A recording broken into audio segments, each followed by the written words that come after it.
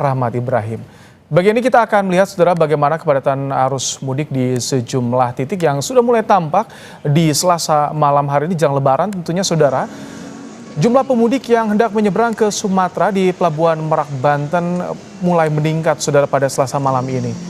Direktur Operasi dan Transformasi PT ASDP Indonesia Ferry, Rio Lase menyebut puncak pergerakan arus mudik diprediksi akan terjadi sejak Selasa malam atau malam ini di 17 Maret dan berakhir pada Kamis 19 Maret 2026. PT ASDP memaparkan awal peningkatan pergerakan pemudik akan terjadi pada malam ini. Lanjut, tanggal 18 hingga 19 Maret diprediksi akan terjadi puncak arus mudik. Dan pada 3 hari ini perkiraan terjadi peningkatan perjalanan sebesar 7% dari trip harian di hari normal. Tak hanya di Pelabuhan Merak yang melayani penyeberangan Pulau Sumatera atau Pulau Jawa ke Sumatera, tapi juga rute balik, yakni Sumatera ke Jawa. Bahkan rute penyeberangan lain seperti dari Jawa ke Bali dan juga sebaliknya. Ya, hingga atau dari Selasa sore hingga Selasa malam, saudara Pelabuhan Pelindo Ciwandan Kota Cilegon Banten juga mulai dipadati pemudik. Pertama ini yang kami tampilkan di layar kaca adalah pemudik sepeda motor yang akan menyeberang ke Pulau Sumatera. Antrean pemudik roda 2 ini memenuhi area buffer zone. Area buffer zone merupakan area sebelum memasuki kawasan dermaga untuk masuk ke kapal. Tentunya nanti proses naik ke kapal untuk penyeberangan dari Merak ke Bakahuni, mereka diarahkan satu persatu dan sejumlah pemudik ini mengaku sengaja mereka berangkat di awal dari sore hingga menjelang malam agar perjalanan lebih nyaman.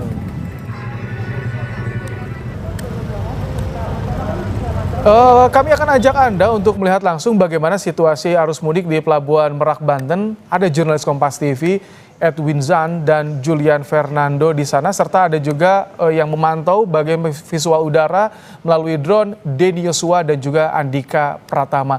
Kita akan sapa Edwin, bagaimana di Selasa malam hari ini Pelabuhan Merak, apakah sudah mulai terjadi peningkatan penumpang di sana?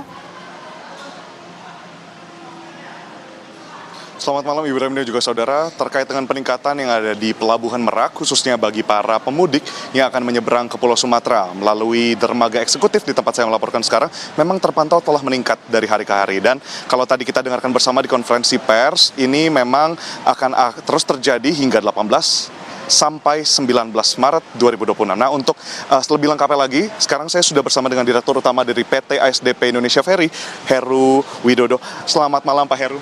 Selamat malam.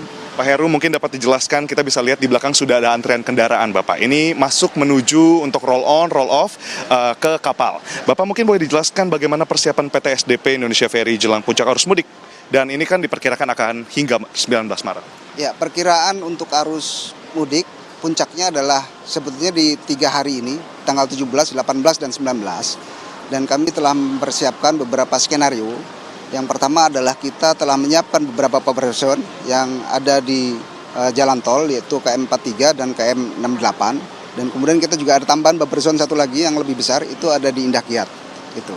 Nah, di satu sisi kita dalam rangka mengurai kepadatan yang nanti akan terjadi, ini juga kita akan buat skema tiba bongkar berangkat, dan kita akan melakukan penambahan kapal yang jika memungkinkan. Ini yang saat ini kalau masih dalam posisi landai itu 28 kapal yang kita operasikan, tapi kalau nanti dalam posisi padat sekali kita akan tambah 5 kapal menjadi 33 kapal.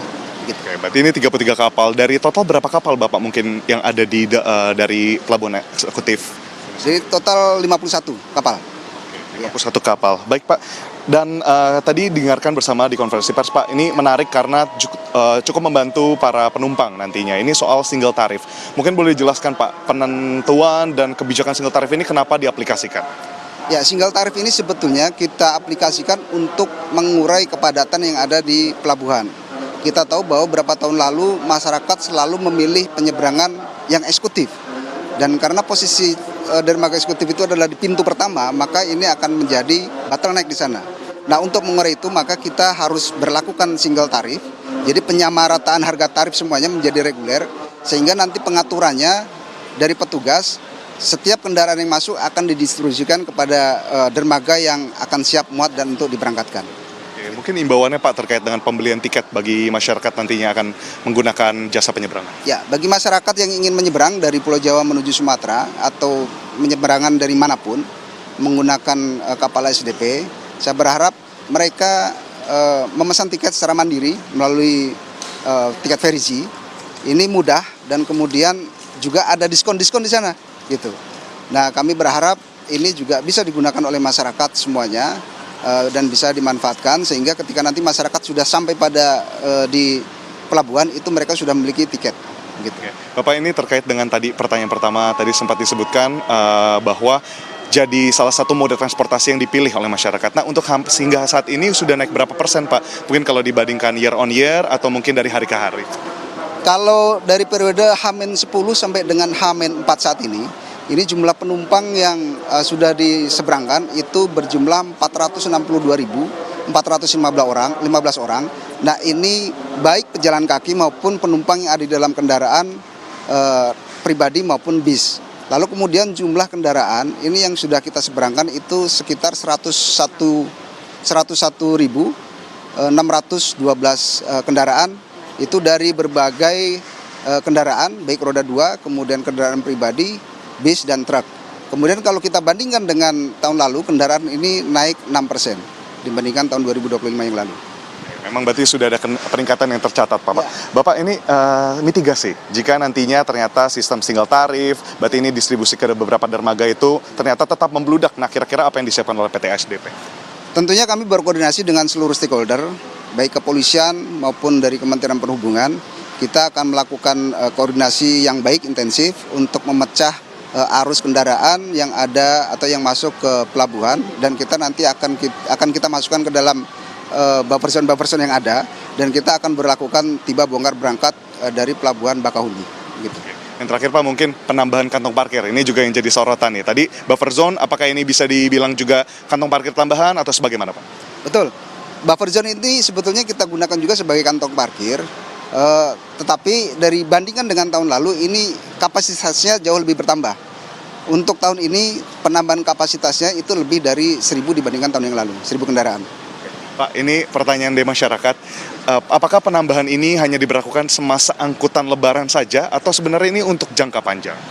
Kalau dalam situasi normal, ini buffer zone tidak kita gunakan, karena kan posisinya normal. Tapi kalau dalam situasi yang mungkin padat dan sebagainya, pasti ini akan kita gunakan, karena memang fungsinya adalah untuk memecah arus kendaraan, seperti itu. Oke. Yang terakhir Pak, soal masalah di sini banyak yang juga masih mempertanyakan sebenarnya. Sudah yakin ingin bepergian melalui kapal, tapi juga masih nggak yakin soal tiket banyaknya calon. Nah, ini antisipasi dari SDP seperti apa? Nah, kami mengimbau pada seluruh masyarakat untuk membeli tiket secara mandiri melalui sales channel yang sudah kita kerjasamakan. Pembeliannya mudah dan pasti akan dapat diskon.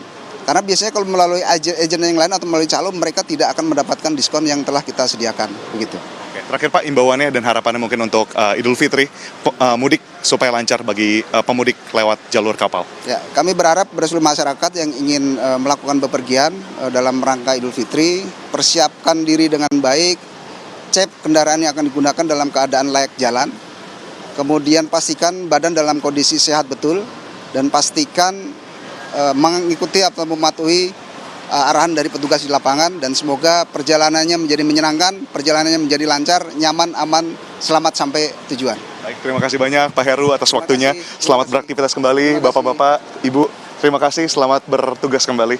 Dan saudara, tadi kita dengarkan bersama dari Direktur Utama PT SDP Indonesia Ferry, di sana menyatakan bahwa memang harapannya di sini masyarakat juga dapat kemudian mengerti pembelian tiket ini hanya satu pintu melalui channel yang telah disediakan, yakni lewat aplikasi. Nah, aplikasi ini juga akan menunjukkan, kalau dari yang tadi saya mungkin bisa perlihatkan dan juga jelaskan maksud kami dari penglihatan saya sendiri, terdapat jadwal check-in yang bisa dipilih oleh penumpang. Nah, ini penting sekali untuk menentukan, karena memang yang biasanya terjadi di sini, saudara, adalah penumpukan di jalan karena masih belum mengetahui kapan check-in lalu jadwal keberangkatan. Dan di sini juru kamera Julian Fernando akan menunjukkan bahwa ada sejumlah barisan yang baru saja muncul di sini, saudara. Dan kalau kita lihat di sini bukan hanya kendaraan pribadi seperti itu ya, tapi juga ada kendaraan-kendaraan lainnya seperti angkutan sedang, lalu juga minibus yang akan bermobilisasi gitu ya, antar pulau dari Pulau Jawa ke Pulau Sumatera melalui kapal. Dan memang saudara, kalau kita lihat ini mungkin satu baris saja, tapi jika kita pantau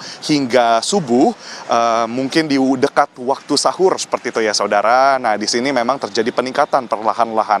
Namun sebagaimana tadi disebut, memang kapal yang dioperasikan ini memiliki waktu bongkar muat roll on roll off itu kurang lebih 1 jam 15 menit. Jadi jika memang antisipasi mulai dari buffer zone sebelum sampai di wilayah pelabuhan hingga nantinya masuk ke dermaga itu diaplikasikan dengan baik, ini dapat mengurangi dan mengurai dari kemacetan yang ada dari pintu masuk pelabuhan sampai ke antrean dermaga. Dan ini kalau kita lihat di sini juga sudah bertambah lagi, mobil pribadi memang dikhususkan untuk masuk ke dalam Pelabuhan Merak, khususnya di dermaga eksekutif ini, saudara.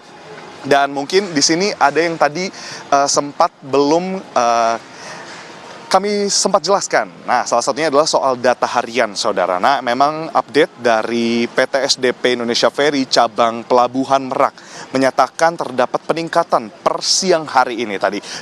Jadwal malam, jadwal harian masih kita nantikan karena akan rilis pada pukul 00.00 waktu hari berikutnya. Dan untuk tadi siang per 12 jam memang terupdate. Di sini ada peningkatan, saudara. Mulai dari kemarin yang 45.564 penumpang dan hariannya dengan total 80.283 itu meningkat cukup drastis, itu hampir lebih dari 50% seperti itu ya.